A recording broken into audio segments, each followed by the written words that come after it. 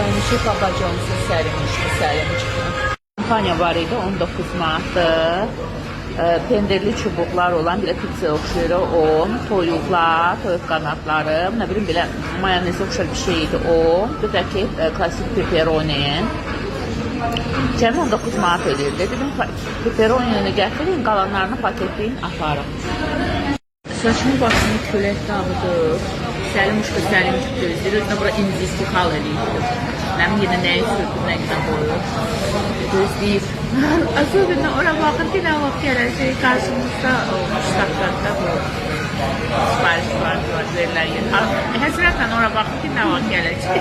Çox qurban olaram. Banka getmişdi, demişəm ki, səni aparacam, bankdan çıxar, gedir şeyə, Papa John'su onu gözləyir.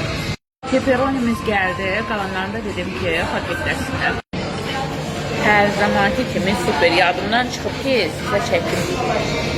Həqiqətən super. Mən başı pepperonini sevirəm.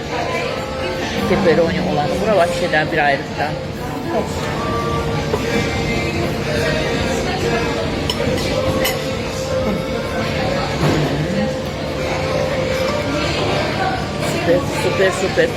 Super. Sevirəm də Papa John'su. Çox superdir.